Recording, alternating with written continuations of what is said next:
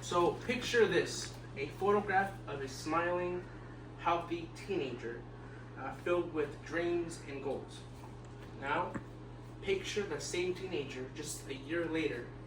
This time, she has sunken cheeks, scabs all around her arms, and lifeless eyes, all caused by meth addiction. This is a horrifying transformation caused by hard drugs. My name is Lucio Adolfo Serrato, and today I will be presenting on the topic of the dangers of hard drugs. Whether we realize it or not, addiction can impact all of us. It can impact our friends, families, and even our communities. Knowing the truth about hard drugs can save somebody's or somebody else's lives. Today, I will talk and explain about how hard drugs destroy the body and mind, the long-term effects of addiction, and the impact it has on families and communities. Hard drugs can cause extra damage to the physical health. According to the National Institute of Drug Abuse, meth usage leads to severe dental problems, such as meth mouth, skin sores, and extreme weight loss. Cocaine can also cause heart attacks in teens and young adults. Drug abuse also severely alters the brain functions, and the article Drugs, Brains, and Behavior by Dr. Noah Volkov explains that the repeated drug use changes the brain structure and the functions of the brain structure, which can impair your decision making, your memory, and your behavior. It can also cause mental illness such as depression, anxiety, and paranoia. Now we're going to watch a video by Dr. Volkov explaining how addicts feel during their hiatus in drug use.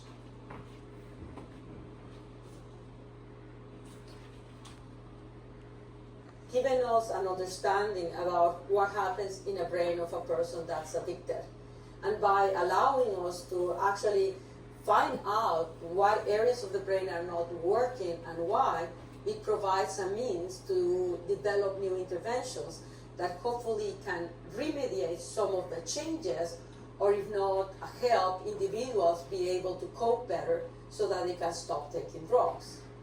For many years, people that are addicted are dismissed because of the stance that they only have poor control, and if they exerted more effort, they would be able to control the urges. What we've come to understand is, by using brain imaging technologies, is that the areas of the brain that allows us to exert self-control and make decisions and carry them through are actually disturbed by the effects of drugs. And so a person that's addicted to drugs cannot properly execute their free will. They cannot stop taking the drug even though they may consciously want to do it. Okay, so what Dr. Volkov tried to explain is somebody who's hooked on substances like drug use, they can't really think, make choices, or have their own thoughts due to thinking of the drug because of constant use. Wow, the immediate effects are devastating. The long-term effects, damages, are also dangerous and permanent. Prolonged drug use changes the chemistry of the brain permanently. According to the Mayo Clinic, chronic drug abuse can lead to long-term cognitive impairment, memory loss, even after a person stops using. So that means when somebody gets clean, they stop using, even after they struggle with withdrawals, symptoms like that with headaches, nausea, and extreme heat. These are just symptoms of a person who stopped using drugs. It just indicates that they are craving it, just like somebody would crave water or food. Addiction also increases the risk of developing chronic mental illness, such as bipolar disorder and also schizophrenia. The long-term addiction effects could also cause future stability. Former addicts like Shiloh Jama explained in an interview with the Seattle Times that drug abuse cost her many years of her life and also cost her everything that she dearly loved, which would mean family members, money, houses, etc. Recovering addicts often face job loss. They also have some sort of criminal records, and also they have damages of their relationships that cannot be fought together due to some facts of money, drugs, or simply lack of disrespect for themselves. These personal battles spill over into the lives of our families and the community.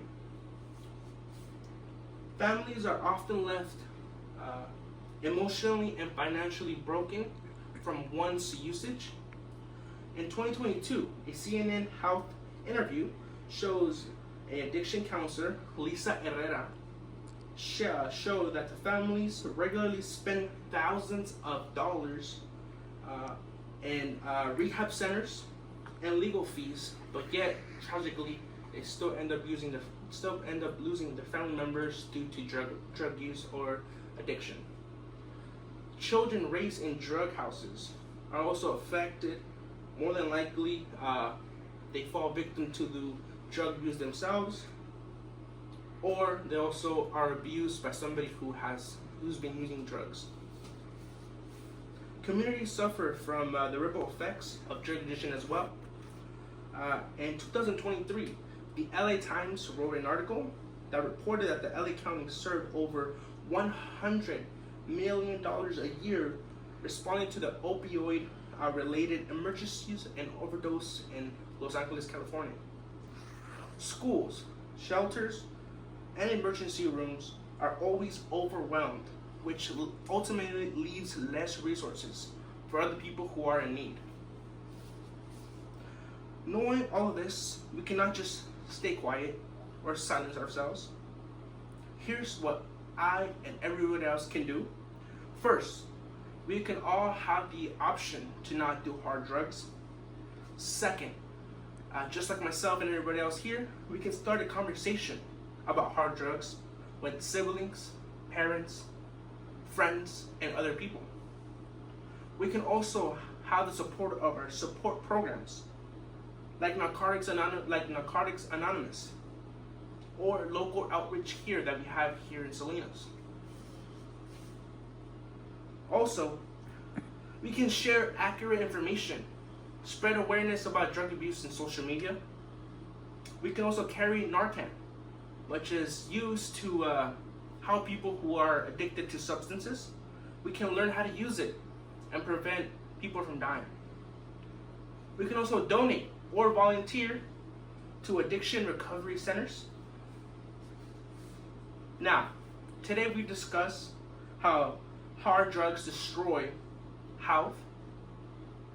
Also, we discussed the long-term effects of drugs and the devastating impacts that it has in our lives and our communities.